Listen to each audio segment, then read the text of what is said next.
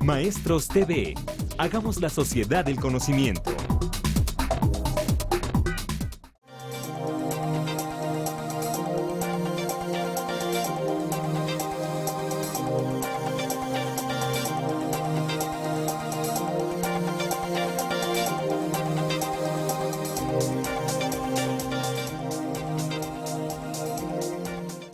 Hola, ¿qué tal? En esta ocasión hablaremos de el campo para el desarrollo personal y la convivencia, pero con un especial énfasis en la construcción de los ambientes de aprendizaje y de todo el entorno escolar que facilita la formación integral del alumnado. Nos acompañan en esta ocasión dos de las autoras de las orientaciones pedagógicas y didácticas que recibirán los maestros para el trabajo con los programas 2011.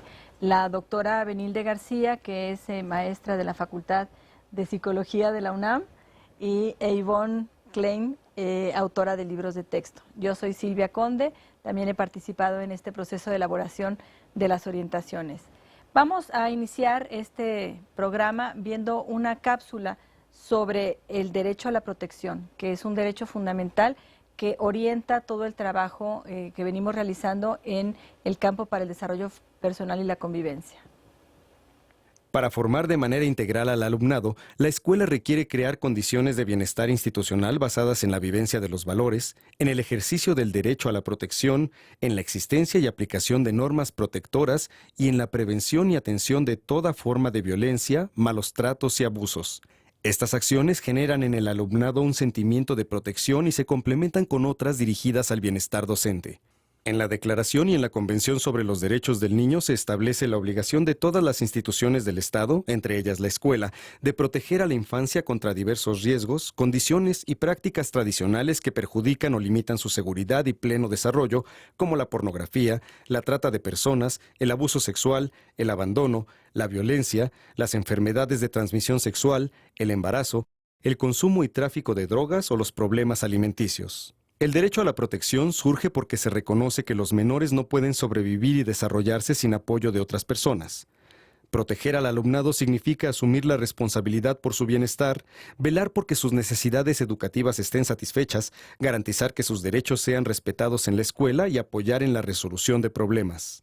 Para aplicar el derecho a la protección y al desarrollo, UNICEF propone construir un entorno protector en el que los niños y las niñas puedan crecer libres de toda forma de violencia y explotación, en el que se reduzca al mínimo la vulnerabilidad infantil, se aborden los factores de riesgo conocidos y se fortalezcan su capacidad de adaptación. Este enfoque se basa en el respeto a los derechos humanos, en la prevención y en la rendición de cuentas de los gobiernos. Para atender la recomendación de UNICEF y de la UNESCO, se requiere de la participación de la comunidad escolar, la familiar y la personal, al promover la articulación de 3 procesos: prevención, protección y autocuidado. La comunidad escolar en su conjunto requiere participar en la mejora del respeto a los derechos humanos de todos sus integrantes. ¿Por qué el derecho a la protección, Benilde, se convierte en un derecho que atraviesa todo el campo formativo? Bueno, creo que las bases, digamos, de la construcción de una identidad fuerte, de una personalidad moral consolidada y una participación después social y política y democrática se centra sobre la idea de la protección. O sea, hay etapas en el ser humano que si no se consolidan desde sus inicios, difícilmente podemos ir del egocentrismo de las primeras etapas, ¿no?, a una situación de interacción y de conducta prosocial que implica la forma de vida democrática. Entonces, si no tenemos este cuidado y esta protección durante las primeras etapas, pues vamos a tener sujetos que tienen muchísimas deficiencias, ¿no?, que tienen deficiencias en la construcción de su identidad, en el autoaprecio, en el cuidado de sí mismo. Y la democracia implica cuidarte a ti mismo y a los otros. Si Claro. tú no has tenido este ambiente de cuidado, pues finalmente, bueno, pues vas a incurrir además en muchísimos riesgos, ¿no? No tienes claros los límites y vas a tener problemas para relacionarte con los demás, ¿no? y vas a tener problemas finalmente para construir una sociedad mucho más participativa y equitativa. Uno de los grandes desafíos que tenemos ahora en las escuelas es justamente este deterioro de manera muy vertiginosa de las formas de convivencia. El hecho de que los niños, las niñas, los adolescentes estén cada vez más expuestos a riesgos que en las generaciones pasadas los veíamos como muy lejanos. Desde nuestro campo formativo, desde el campo formativo para el desarrollo personal y la convivencia, es indispensable dotar al alumnado de esas herramientas para que puedan enfrentar esos riesgos, poder desarrollarse plenamente, como se señalaba en la cápsula. Y aquí lo que toca es, para el maestro, asumir esa responsabilidad de educar. La Secretaría de Educación Pública, a través de otros programas, como el programa Escuela Segura, del cual se nutre mucho este campo formativo en la construcción de los ambientes de aprendizaje, ha puesto en relieve el enfoque de riesgo-protección como un enfoque que puede servir para justamente identificar esos factores de riesgo, identificar las habilidades sociales y otros factores de protección y generar un proceso intencionado y sistemático para acompañar al alumno en su proceso de desarrollo. ¿Cómo funciona este esquema, este enfoque de riesgo-protección en la perspectiva del campo formativo para el desarrollo personal, Benilde? Tenemos un material que se estará viendo en pantalla en el cual se puede ver precisamente cómo está construido el enfoque. El enfoque es un enfoque ecológico, ¿no? Porque abarca diferentes subsistemas donde se mueven los alumnos que tienen que ver pues con su propia persona, con la familia, ¿no? La escuela, el grupo de pares y la comunidad y sociedad en general. Creo que hace realidad este enfoque, pensamiento de los orientales muy antiguo de que se necesita de toda la aldea para criar a un niño, ¿sí? O sea, en realidad es todo el mundo empujando hacia una misma finalidad, o si no estás empujando a la misma finalidad vas a tener una serie de problemas, ¿no? Entonces, aquí la idea es que precisamente se vuelvan invisibles las paredes de las aulas y realmente escuela, comunidad y familia se vuelvan en un entorno que empuje, que proteja a los niños. En el caso, por ejemplo, de la primaria, podemos pensar todo este proceso de construcción de situaciones de cuidado para la infancia durante la primaria tiene que ver mucho pues con la construcción de una identidad personal y de una autoestima alta, ¿no? Entonces esa es una primera situación.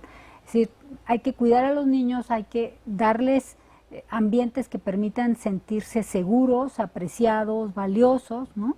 Esto va a permitir que su autoconcepto, su autoestima sean elevados y esa ya es una primera situación que en un momento dado podemos superar. Digamos, si no hay esta tendencia al cuidado, pues el niño con una baja autoestima ya está en una situación de riesgo, ¿no? Entonces empezamos por la consolidación de su identidad personal y de la valoración, o sea, que son dos procesos, ¿no? Sí sé quién soy, pero también aprecio y valoro eso que soy, ¿sí? Y bueno, esta situación se desarrolla principalmente en el ámbito familiar durante los primeros años de vida y sigue jugando o teniendo un papel muy importante hasta la entrada a la adolescencia.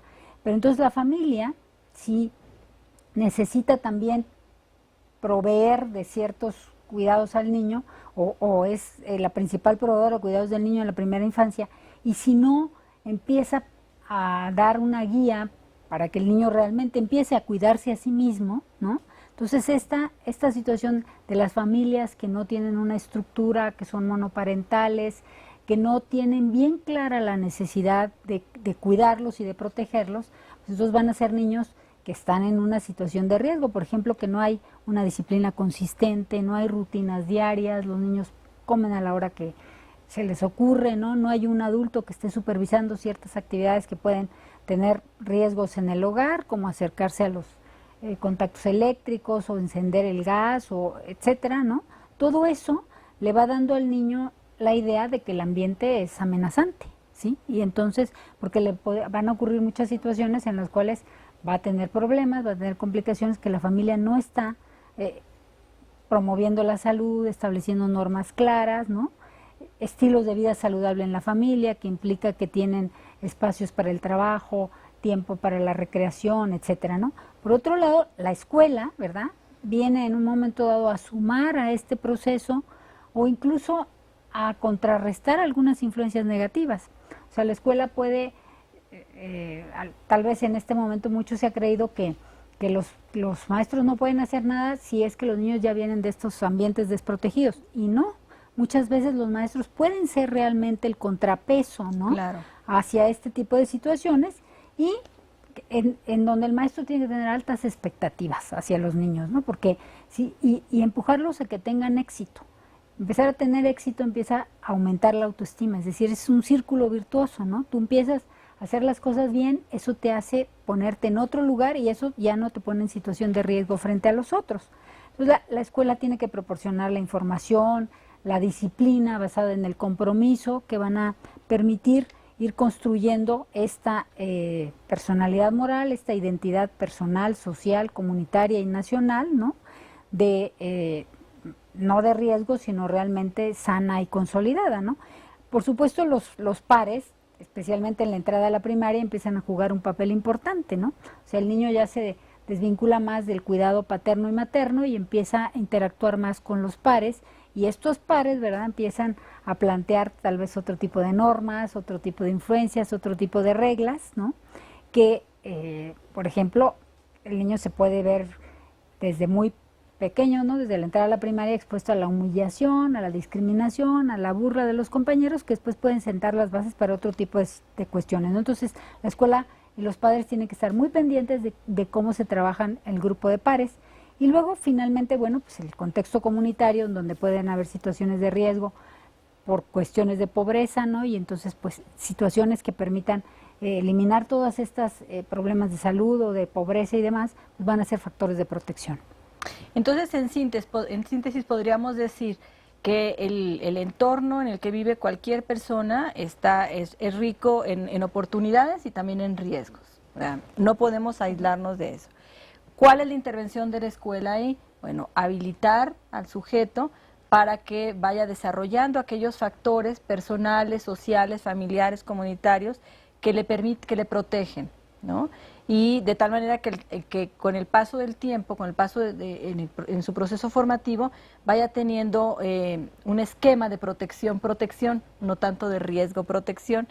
Entonces, ahí es clara la intervención que hacen las asignaturas del campo formativo para el desarrollo personal y la convivencia, porque atienden a varios de los factores de protección que ha señalado. Hay otros factores de protección que tienen que ver más con las habilidades sociales y que están muy, muy ligadas al trabajo de formación cívica y ética, y al trabajo también que se hace desde el espacio de tutoría y que se nutre de educación artística y de educación física. ¿Nos quisieras comentar, Ivonne? Sí, mira, son lo que se ha llamado habilidades para la vida, que aunque pues tal vez es la especialidad del campo formativo personal y para la convivencia, me parece que esto atañe a todos los formadores de personas. La escuela es la diferencia para muchos entre la vida y la muerte. Uh-huh. Entonces, estas habilidades, podemos ver una lámina sobre las habilidades de la vida, para la vida, se constituyen como factores de protección en tres ámbitos, ¿no? Están las habilidades de tipo cognitivo, que ahí es donde entra toda esa información y uso de la información que la escuela de alguna manera puede proveer. Uh-huh. No se trata de dar información, se trata de que el alumno sepa utilizar con un pensamiento crítico esa información, uh-huh, sepa argumentar, sepa defender sus puntos de vista, sea un cuestionador de sí mismo y de las situaciones de injusticia, uh-huh, tenga un desarrollo del juicio crítico, utilice su creatividad. Eso todo tiene que ver con recursos de tipo cognitivo, comprenda cuáles son las consecuencias de las acciones. Implica también conocer los recursos para actuar frente a una situación, utilizar y saber pedir ayuda cuando es necesario, ¿no? Entonces, esas se refieren al ámbito, digamos, cognitivo. Hay otras que son las sociales, que se relacionan más con todo lo que tiene que ver con las relaciones interpersonales. Y para el desarrollo de las relaciones interpersonales, que eso va más allá de la escuela, tiene que ver, por eso se llaman habilidades para la vida, porque de lo que se trata es de que el individuo pues pueda asumir su vida y resolverla adecuadamente en función de un bienestar no nada más individual, sino colectivo. O sea, por supuesto que es muy, muy importante lo que estaba señalando Benilde, tenemos que reforzar primero la autoestima de estos alumnos que están pasando por este proceso educativo.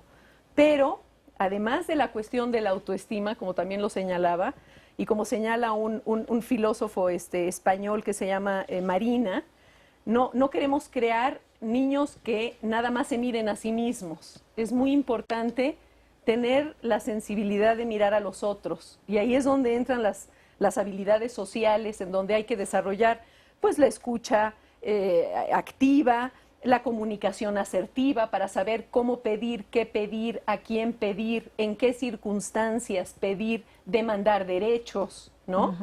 Desarrollar una empatía, ahí es donde entra ese despliegue de sensibilidad hacia el otro. O sea, no queremos individuos que nada más aprendan a verse a sí mismos, estamos en comunidad, ¿no? Y por otro lado, se necesita todo un desarrollo de la negociación, o sea, tenemos que ganar, no es yo gano y tú pierdes. Tenemos que argumentar, tenemos que dar buenas razones y tenemos que llegar a acuerdos para resolver pues todo lo que implica la vida cotidiana, ¿no? Y por otro lado, un manejo que es muy importante dentro de las habilidades para la vida es el manejo de las habilidades emocionales. Como bien lo señaló Benilde, nosotros estamos pasando como seres humanos del proceso egocéntrico a un proceso de mirar más hacia los otros y hacia la sociedad en la que nosotros nos desenvolvemos.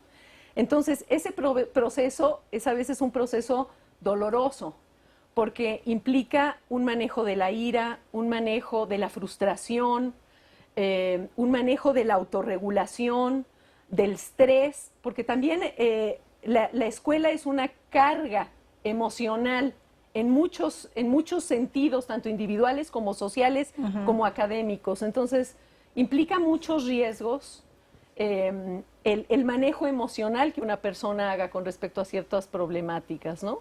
Entonces, bueno, esto es una idea general de qué son las habilidades para la vida. Sí, ahora el gran desafío es cómo concretamos esto en el aula y en la convivencia cotidiana, porque probablemente algunos maestros se estarán preguntando, bueno, y ahora vamos a tener que ser psicólogos y terapeutas y mediadores. Bueno, no, se trata primero de reconocer que estos elementos son componentes del campo formativo para el desarrollo personal y la convivencia.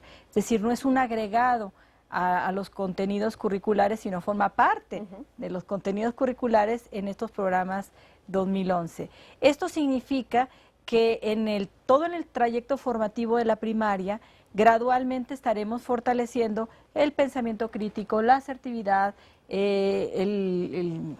la solidaridad, los valores en general, y de esta forma el alumno, cuando se enfrente a una situación cotidiana de crisis, tendrá herramientas para resolverla, y aunque no sea de crisis, podrá tener una convivencia con los otros basada en principios, en valores, en la capacidad de tomar decisiones. Por ejemplo, el problema que tenemos en México y en muchos países respecto de la intimidación y el acoso entre pares, bueno, la manera de enfrentarlo es justamente fortaleciendo estos procesos. La manera de enfrentar el bullying, de resolverlo y de prevenirlo, pues, y de resolverlo, no es criminalizando, no es haciendo más leyes, sino formando mejor a las personas, esas personas que tengan la capacidad de mirar al otro. Entonces, el trabajo del maestro, como lo sugerimos en el documento de orientaciones pedagógicas y didácticas, consiste básicamente en construir desde la secuencia didáctica momentos para ir trabajando esto, aunque no sea específicamente el tema. Aunque no estemos trabajando en estos temas, como bien hemos dicho, nos toca a todos los maestros y en todos los momentos didácticos incidir. Si estamos trabajando en matemáticas y un alumno se equivoca, sabemos que el error puede ser constructivo y que la manera como trabajamos el error puede incidir en la capacidad de afirmación personal del alumnado, de su posibilidad de establecer metas, de ser autocrítico, etcétera, ¿no? Entonces, esa es una primera forma, trabajar desde el ambiente, desde el trabajo en el aula, con secuencias didácticas, pero también con el ambiente, con el tipo de las interacciones que se generan. Y esto también ocurre fuera del aula. Esto nos lleva a otra dimensión, a la dimensión de la responsabilidad del maestro. Habíamos hablado del derecho a la protección que tienen los alumnos, los niños, las niñas, los adolescentes, pero ¿qué le toca al adulto? ¿Qué le toca al Estado respecto de este derecho a la protección? Y ahí aparece como con una gran importancia la ética del cuidado, que forma parte de un planteamiento muy poderoso que nos coloca en la obligación como adultos de mirar al niño, al adolescente como un sujeto que requiere no solo la protección, ¿no?, sino también una intervención planificada y cuidada para ir ayudándolo en su desarrollo. Vamos a ver una cápsula sobre la ética del cuidado.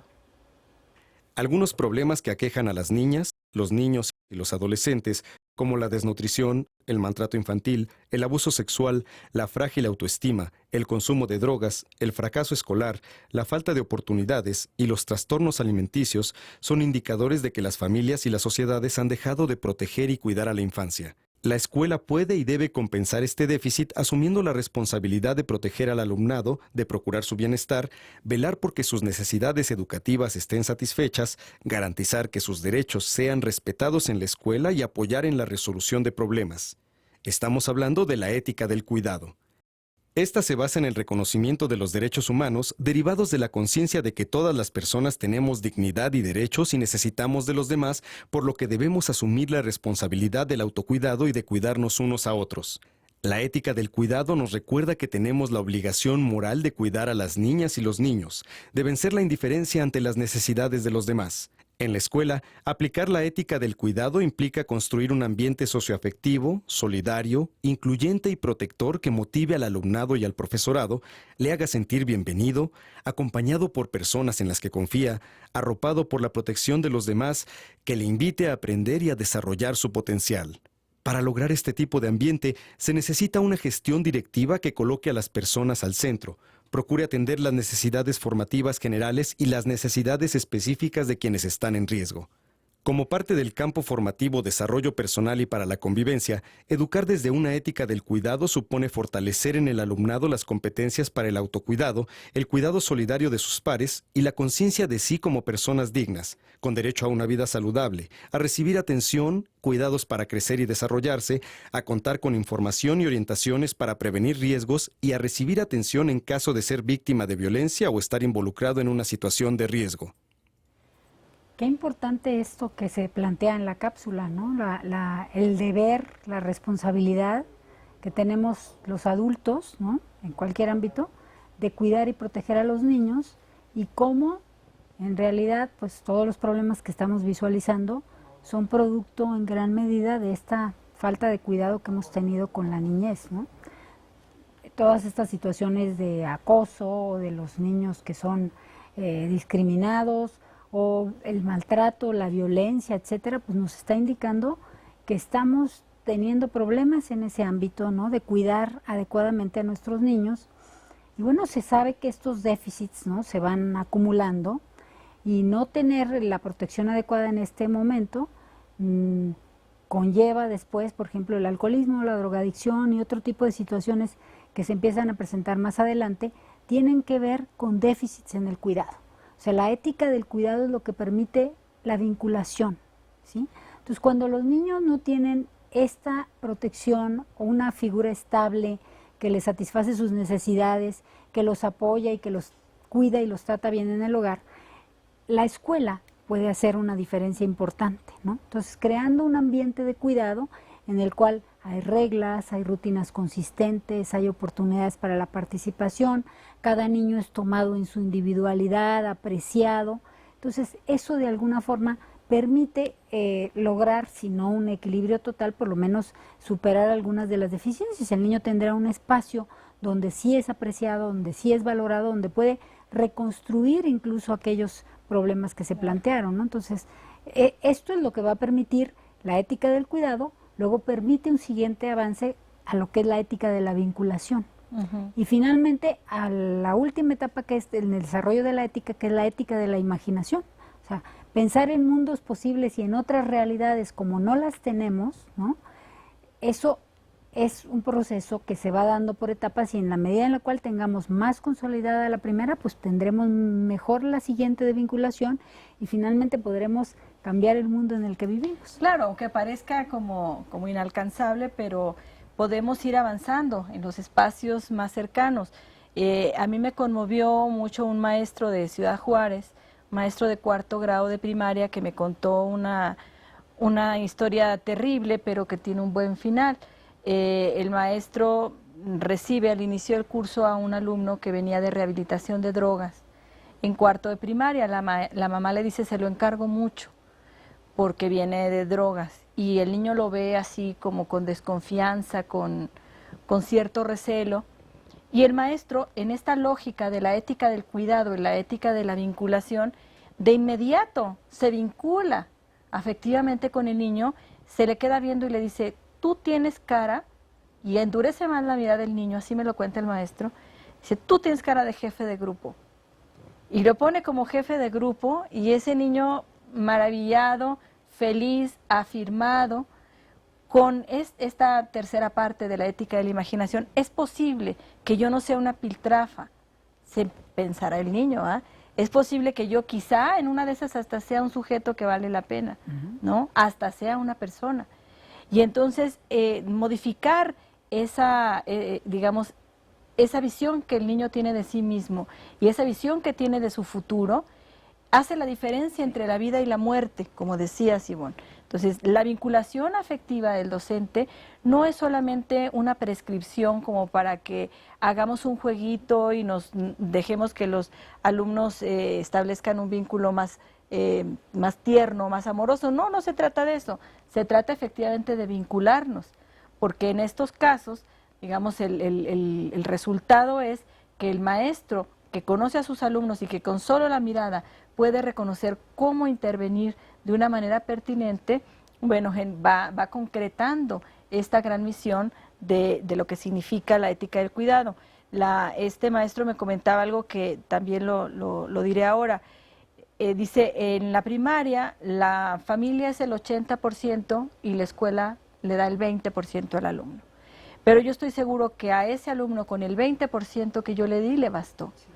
Entonces, por el hecho de que la familia o el entorno esté incumpliendo con su tarea de cuidar, no tiene por qué obligarnos a nosotros a incumplir también. Démosle ese porcentaje que nos toca, ¿no? Sin escatimar, y seguramente iremos haciendo la diferencia. En este tipo de procesos, desafortunadamente, la urgencia de la vida cotidiana de la escuela nos gana. Yo creo que aquí el director tiene un papel fundamental en generar nuevas dinámicas al interior de la escuela que saquen al maestro de esa urgencia, de trabajar por lo inmediato, y que lo lleven a tener una visión como más a fondo y con esta perspectiva que está dando el campo formativo para el desarrollo personal y la convivencia, es decir, la formación de la persona desde la responsabilidad de educar. ¿Qué tiene que hacer el director en este sentido, Ivonne?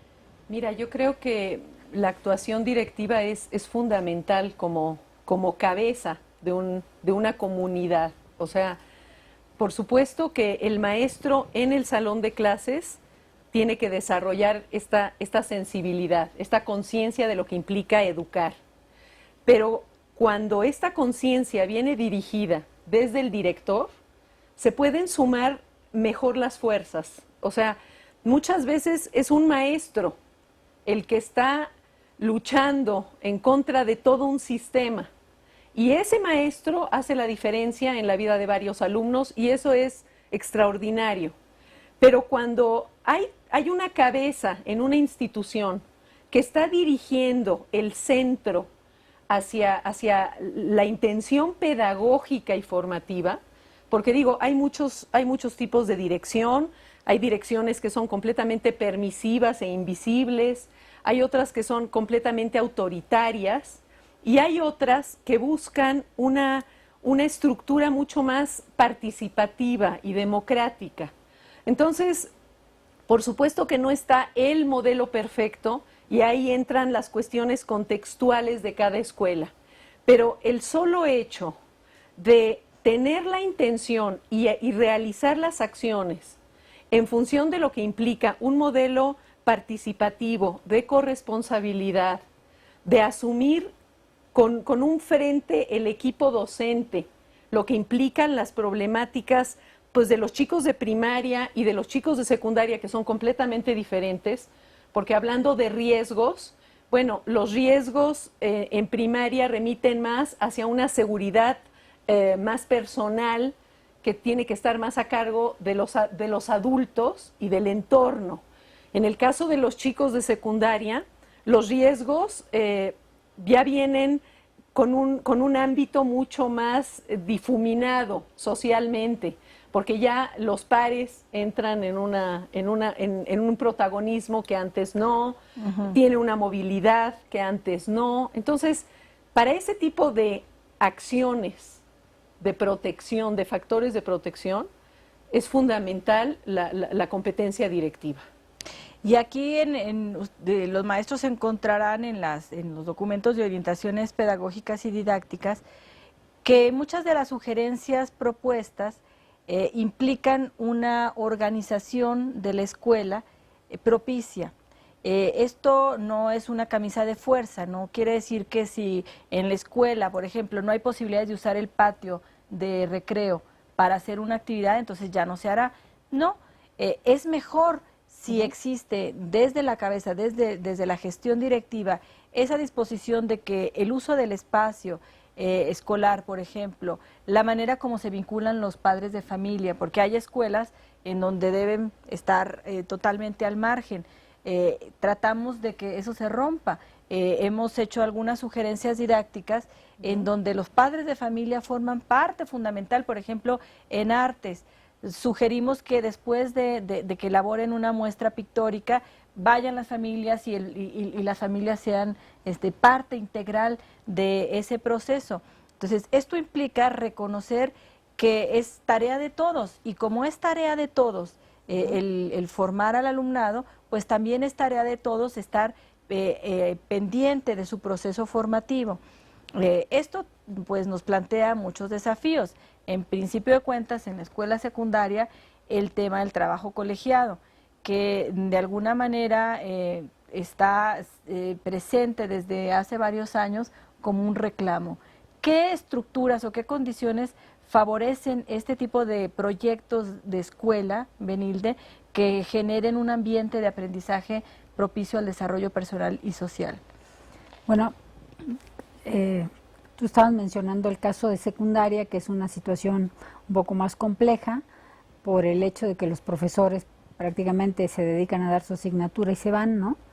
Y me parece que ahí la solución, digamos, al problema del trabajo colegiado, pues tiene que venir de las propias iniciativas y en cada escuela buscar la manera de mirarse unos a los otros para poder entender esta complementariedad del trabajo y poder, desde las diferentes miradas y de las diferentes asignaturas y desde su especificidad y de los campos, realmente aportar y apuntar todos, ¿no?, hacia las metas. Esto, en el caso de la primaria, pues es algo que se facilita porque existe el espacio del consejo técnico, ¿no? O sea, las reuniones mensuales realmente pueden ser un espacio excelente, ¿no?, para avanzar con el proyecto escolar o el proyecto de transformación educativa, y también pues para compartir en un momento dado entre los profesores de los campos y entre los campos, ¿no?, todos los proyectos que se están desarrollando. Creo que la participación de los padres de familia, ¿no?, en estos pues ya más consejos ampliados, también daría otra mirada. O sea, yo creo que lo importante es ver a los padres como un recurso, ¿no?, y no como un estorbo y una lata, ¿no?, y una demanda hacia la escuela. Tienen muchas potencialidades y se saben orientar a través de una buena dirección, como decía Ivonne, ¿no? O sea, si hay un director con un liderazgo propositivo y bien encaminado, sabe que los padres de familia van a empujar muchísimo, ¿no? Entonces creo que estos canales de comunicación se pueden abrir a través de muchas vías para poder empujar a que realmente se logren las metas y los aprendizajes esperados. Y en el espacio de tutoría en secundaria, de manera específica, pues se insiste en la necesidad de que en secundaria se trabaje de manera colegiada. No son las mismas condiciones que en primaria, por lo tanto es un poco más difícil, pero es posible que se hagan consejos de tutores de tal manera que tenga, la escuela tenga una claridad axiológica, una claridad respecto de cuál es el discurso que le está ofreciendo al alumnado. Bueno, no es una novedad decir que para muchos estudiantes la secundaria es la escuela de la doble moral, porque aprenden con un maestro que se vale participar y con otro maestro pues en el examen hay que ponerlo como viene en el libro y en el otro sí se vale pensar, y entonces van aprendiendo que el asunto de sobrevivir en este mundo tiene que ver con adaptarse, ¿no? Y ver hasta dónde se pueden violar las reglas en un contexto y hasta dónde en otro. Por eso es importante que la escuela en su conjunto defina las normas, defina los valores, defina aquellos ejes formativos que le van a dar continuidad al trabajo, y que no importa si es el maestro o la maestra de español o de historia o de tecnología, todos tendrán esa misma visión. Este es un gran reto. Esto es quizá el mayor reto del campo formativo para el desarrollo personal y la convivencia, porque tenemos regularmente como circunscrito al trabajo de cívica y ética y ahora de artes y de educación física, alimentado por el espacio de tutoría, pero es importante fortalecer en los otros espacios. Lo que estamos sugiriendo, particularmente en el texto de orientaciones para tutoría, es que este trabajo colegiado se haga considerando el interés superior del niño, que es otro principio de los derechos humanos. Es decir, cuando tengamos una duda de cómo actuar, pensemos que lo que está en juego es una vida, y es una vida que está en nuestras manos hacia dónde orientarla. En ese sentido, es desde el espacio de tutoría donde se puede fortalecer en secundaria el trabajo colegiado. Si les parece, vamos a ver una cápsula más, en esta ocasión sobre la construcción de ambientes protectores, porque sería esta la manera como estaríamos esperando que la escuela fortalezca al trabajo que se hace en el aula en el campo de desarrollo personal y para la convivencia. La niñez y la adolescencia deben ser etapas de la vida caracterizadas por el amor, la protección, el aprendizaje, el juego y la creatividad. Sin embargo, la violencia, el abuso de drogas, la inseguridad y otros riesgos alteran la armonía necesaria para este sano desarrollo. Ante ello, es responsabilidad de las familias, de la escuela y de diversas instituciones públicas y privadas coordinar esfuerzos para construir ambientes sanos, seguros, protectores y libres de violencia. Un ambiente protector se caracteriza por la existencia de condiciones propicias para el desarrollo personal y social de la infancia. Se construye mediante la participación coordinada y corresponsable de la comunidad escolar en el diseño y aplicación de estrategias para la prevención, la protección y la mejora de la convivencia escolar y el logro educativo. Aún en condiciones adversas y en contextos de violencia, las escuelas pueden construir ambientes protectores que presenten al alumnado una alternativa al deterioro social y moral que caracteriza a su entorno y muestran que es posible vivir de otra manera. Con el liderazgo del director y la colaboración de las familias, en México muchas escuelas han elaborado de manera colegiada diagnósticos de riesgo, planes de seguridad escolar y de convivencia, han aplicado programas de medición de conflictos, fortalecimiento de los valores y promoción de la cultura democrática, han trabajado para fortalecer en el alumnado el autocuidado, la resiliencia, la percepción de riesgos y sus habilidades sociales para la toma de decisiones o la resolución no violenta de conflictos.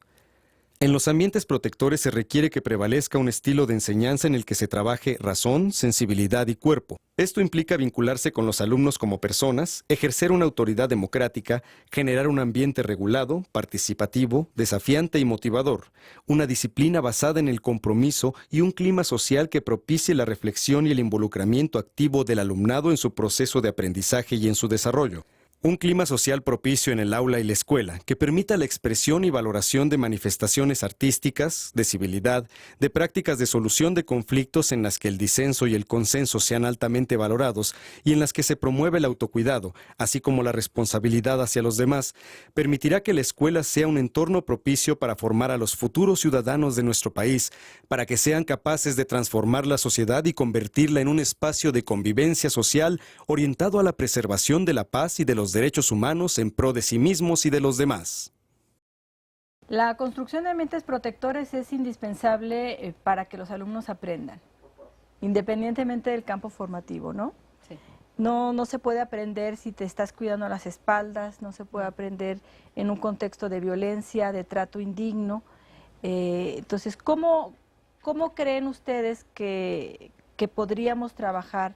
¿Qué recomendaciones hacer al maestro para desarrollar un ambiente escolar y de aula en donde se respete la dignidad de todos, en donde el alumno tenga esta tranquilidad, esta paz para poder construir, para poder mirar hacia adentro y desde ahí ir generando nuevos escenarios de sí mismo, nuevas ideas, y ir planeando su futuro,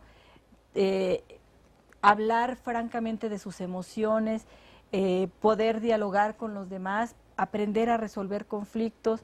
Son una cantidad de elementos que están ahí puestos en juego y que el maestro necesita fortalecer sus habilidades para poder crear estos ambientes. Digamos que podemos pasar el tema, por ejemplo, de manejo y resolución no violenta de conflictos con un esquema, con 2 o 3 indicaciones y ya está visto el tema y se hace un examen. Pero el alumno no aprendió a manejar los conflictos, no aprendió a autocontrolar sus emociones. Entonces, el maestro tiene esa necesidad formativa de saber qué hacer. ¿Qué orientaciones les podríamos dar para construir estos ambientes escolares y de aula? Ivonne. Mira, yo creo que lo primero es no ser permisivo con la violencia en ninguna circunstancia. O sea, yo creo que ahí la actuación directiva y docente sí tiene que y mirar en una sola dirección.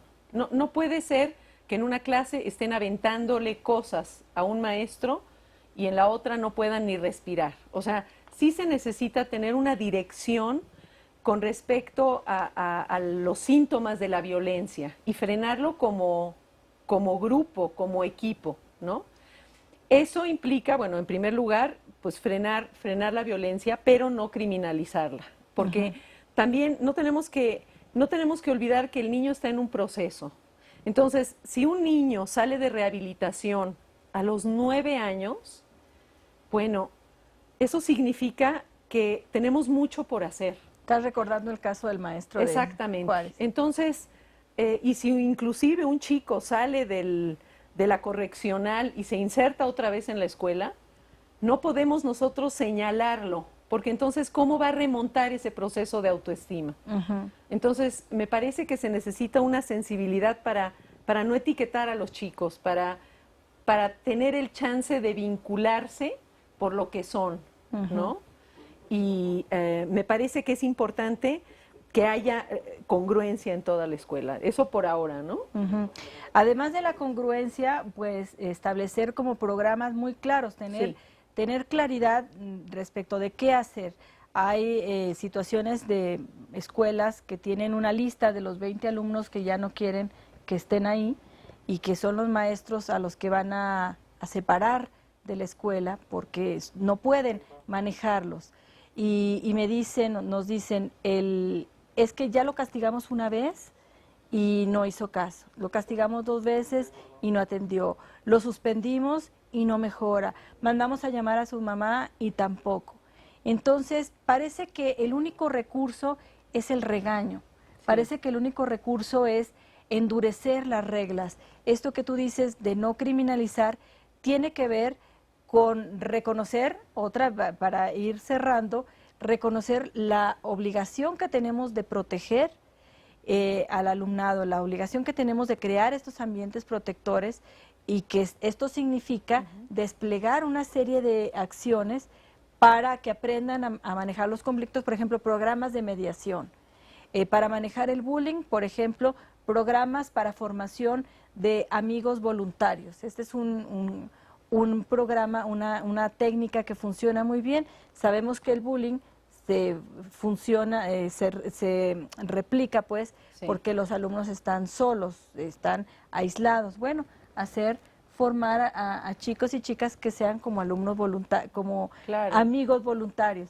En fin, es un asunto de ir buscando estrategias, pero particularmente esto interpela al maestro y al director en cuanto a la autoridad y en cuanto al manejo del poder, porque para que un maestro o un director asuman que la respuesta a los problemas, por ejemplo, de indisciplina, de violencia, de vandalismo, no está solamente en el cumplimiento o el incumplimiento de las reglas, sino está también en otros lados, está en la formación integral de la persona, está en el vínculo entre el adulto formador y el niño que necesita de ese adulto.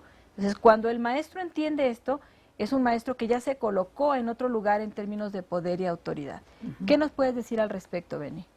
Bueno, creo que este tema es fundamental, o sea, realmente el ejercicio de la autoridad, bueno, hasta se puede trazar históricamente, ¿no? Y se puede ir viendo cómo se van cambiando los estilos, y el estilo de autoridad de los padres, que se ha relajado mucho en estos tiempos, ¿no?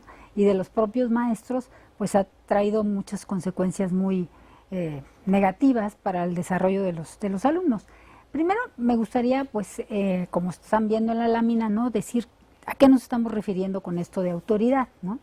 Cuando uno piensa en la autoridad, piensa en alguien de alto rango, ¿no? Piensa en alguien que impone sanciones, que hace una serie de cosas, pero entendida bien la autoridad, es importante ver que tiene, por un lado, sí, esta idea de regulación, ¿no?, de prácticas, en el caso de los maestros, prácticas de gobierno, cómo se gobierna el aula, ¿no?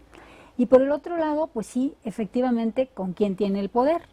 En ciertos tipos de autoridad solamente lo tiene el maestro, en otros se comparte el poder. En la medida que se comparte el poder, pero de una manera propositiva y planeada, entonces realmente la gente siente que cuenta. O sea, la democracia se trata de repartir el poder. Pues en el aula también se trata en un momento dado de ver, bueno, sobre qué decisiones, sobre qué cosas se puede ejercer el poder. Entonces, pero ser una autoridad no es algo que alguien te nombre la autoridad. Te pueden poner de jefe y tú ser muy mala autoridad porque no tienes realmente las formas de relación que te dan la investidura de la autoridad. Entonces la autoridad se ejerce cuando alguien, por a veces una sugestión, ¿no?, con una mirada, o puede ser realmente a través del convencimiento, que hace que los otros hagan, ¿verdad?, lo que él quiere que hagan, ¿no? Entonces, alguien que tiene autoridad es que logra que los otros hagan lo que él quiere.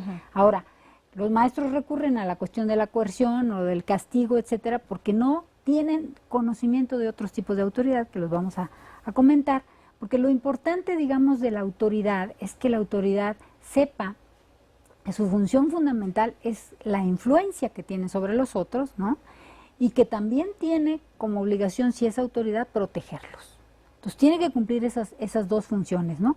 Y también saber que es algo que realmente es un acto interrelacional, ¿no? Se ejerce, no posees la autoridad nada más porque alguien te la da, ¿no? Y obviamente está involucrando a los derechos de los otros. O sea, cuando tú ejerces una autoridad sobre los demás, y entonces esto está teniendo impacto sobre el modelamiento o el control de las conductas sociales, como el caso de los alumnos que tú planteabas. Claro. Y ahora hay diferentes tipos de autoridad, ¿no?, que se han estudiado en las aulas, ¿no?, y se ha podido en un momento dado entender cuál es la relación que estos tipos de autoridad tienen con el efecto que tienen sobre los alumnos, ¿no? No existen tipos puros, ¿no? O sea, realmente muchas veces, a veces los profesores adoptan uno o más estilos de autoridad y hasta resulta conveniente en cierto momento adoptar otro estilo. Pero la que sí es que, por ejemplo, si yo creo que yo soy la autoridad solamente porque ahora estoy en lugar de los padres, ¿no? O sea, los padres vienen, me depositan a los niños en la escuela, yo ya soy la autoridad, ¿no? Entonces, en lugar del padre, in loco parentis, ¿no? Y entonces el niño me tiene que obedecer, solamente por ese hecho, ¿no? Hay otros profesores que ejercen un tipo de autoridad carismática, entonces son seductores, son muchos en la secundaria se hacen amigos de los alumnos, ¿no? O son buenos para un deporte o X cosas y jalan a los alumnos y establecen fuertes vínculos emocionales con ellos, ¿no? Entonces los alumnos se apegan a sus profesores y eso les permite lograr una cierta seguridad. Pero también hay el profesor que en un momento dado se vuelve burocrático, ¿no? Y entonces recoge las tareas, pasa la lista, hace una serie de cuestiones que finalmente, si el alumno no trae la tarea, entonces le castiga. Y si sí trae, entonces le da los puntos, ¿no? Y se vuelve burócrata. El castigo y la... El castigo y la recompensa, ¿no? Pero se vuelve un burócrata. Y entonces el alumno se vuelve sumiso y respeta el orden o no lo respeta, ¿no? Pero no se establece ni este vínculo emocional con el profesor, que es importante. Pero hay dos tipos de autoridad que realmente son las que se han vinculado más con el logro de metas académicas y con esta idea de la ética de la imaginación y de los altos ideales, ¿no? Por un lado está la autoridad profesional. O sea, finalmente tú te vuelves una autoridad porque sabes de tu materia, ¿sí? Y sabes cómo impartirla. Entonces eso te confiere una autoridad profesional y evidentemente eso lleva a que los alumnos logren las metas, ¿no? Y por otro lado también está el ser una autoridad moral. O sea, en el caso de nuestro campo formativo, pues es indispensable que los profesores sean autoridades morales. Debieran ser autoridades morales en cualquiera de los campos y en cualquiera de las asignaturas, pero acá, si no se predica con el ejemplo, pues realmente no se van a lograr los aprendizajes, ¿no? Entonces hay que servir de ejemplo de los grandes ideales morales, ¿no? De tu época, de tu cultura, y entonces los alumnos lo que desarrollan es aprecio y admiración por esos ideales y tratan en un momento dado de imitarlos, ¿no? Ese es el ideal y hacia allá están orientadas todas las recomendaciones que se hace en los documentos de orientaciones pedagógicas y didácticas que son por grado, son 6 para primaria, son por grado en primaria y en secundaria pues son por asignatura y están orientadas hacia allá porque no podría funcionar con otro tipo de autoridad. Hay maestros que reclaman culpan a los derechos humanos incluso de esta situación de violencia y de crisis social, porque comentan es que desde que se habla de los derechos humanos y de los derechos de los niños, se ha relajado la disciplina y ya no podemos ejercer nuestra autoridad. Incluso algunos maestros me dijeron, si quieren tomar la clase patas para arriba, que la tomen patas para arriba, no les podemos decir nada, porque si los tocamos, entonces ya nos acusan ante derechos humanos. Ese es un tema con el que quisiera yo cerrar, o sea, el abordaje de cómo una autoridad moral, una autoridad profesional necesita reconocer los derechos del otro, porque si no reconoce los derechos del otro, no puede ser autoridad, ¿no? Y no significa por ello que pierdas la autoridad, significa que manejes la autoridad y el poder de otra manera, ¿no? Sin violentar, sin golpear, de manera creativa, con otros recursos, ¿no? Bueno, ¿algún comentario final para despedir este programa, Ivonne? Bueno, yo creo que, hablando de lo que debe de hacer el maestro, creo que la misma convivencia diaria se puede aprovechar. Creo que lo que sucede en el patio muchas veces se tiene que llevar a discutir adentro del salón. Creo que es importante abrir los espacios de participación y de alguna manera no tener miedo al cuestionamiento. No tenemos, esas cuestiones de autoridad también implican un manejo del miedo, de la seguridad. ¿Qué va a pasar si yo le doy la palabra a los alumnos? Bueno, que van a hablar y van a poder participar y entre todos van a poder crear una escuela diferente. Claro. Entonces, se trata de darles la palabra, darles las herramientas para que ellos, con sus esquemas desde su contexto, puedan hacer de este mundo algo mejor, ¿no? Sí, efectivamente, perder el miedo al cuestionamiento es una de las grandes tareas ¿Algo más que quieras agregar, Beni? Sí, pues yo creo que ejercer estos tipos de autoridad precisamente va a evitar muchos conflictos. O sea, en gran medida se ha visto, ¿no?, que niños que están en situaciones donde no hay reglas claras, donde las consecuencias no se aplican, donde no se predica con el ejemplo, etcétera, se vuelven inseguros, agresivos, ansiosos, etcétera, y se generan situaciones de conflicto que se podrían evitar, ¿no?, si realmente se ejercieran otros tipos de autoridad. Y bueno, si el conflicto ya existe, pues también pensar que los mismos niños pueden participar en la solución del conflicto. O sea, el ceder en un momento dado esta parte del poder, pues implica una apertura a que entre todos pueden resolver los conflictos y el profesor puede relajarse, ¿verdad?, en esta función de sentir que él tiene que resolver todo porque es la autoridad y tiene que aplicar las reglas y los castigos. Pues hay que ejercer, sí, la autoridad, pero otro tipo de autoridad. Y sí hay que ejercer, sí hay que plantear reglas y sí hay que establecer sanciones o consecuencias al incumplimiento de estas normas. Esto es incuestionable. El tema es cómo se definen las normas, ¿no? ¿Quién es responsable del seguimiento, de la vigilancia, de la aplicación de las normas y en qué momento se aplican las sanciones o las consecuencias y quién lo aplica? Esto forma parte de los contenidos de educación física y de formación cívica y ética. En educación física, de manera muy clara, está el tema del juego limpio, en donde se tiene que ir trabajando esta conciencia desde los primeros años de la escolarización, esta conciencia de que vivimos en un mundo regulado, porque al tener esa claridad de que hay un orden, hay rutinas, hay procesos, hay formas de hacerlo y hay formas que no están permitidas, eso le va estructurando pues esta mente social del alumnado, ¿no? Pero en ese juego el maestro lo que se recomienda es que también observe el proceso de desarrollo del alumnado. Ya hemos dicho que en el campo formativo para el desarrollo personal y la convivencia, lo que está en juego son varios procesos de desarrollo, entre ellos este proceso de desarrollo moral que implica para cualquier persona pues pasar de una moral basada en las normas establecidas por otro a una moral en donde yo esas normas establecidas ya las tengo introyectadas. ¿Cuál es la tarea del maestro en ese proceso? Observar en qué va el alumno y poder ir interviniendo de manera pertinente para que ese proceso se consolide. Entonces, eso no implica perder autoridad, pero tampoco andar siempre con el látigo. Bueno, estaríamos ya entonces despidiendo este programa. Muchas gracias, Ivonne Klein, Benilde García. Yo soy Silvia Conde, las tres formamos parte del equipo de escritoras de las orientaciones pedagógicas y didácticas. Muchas gracias.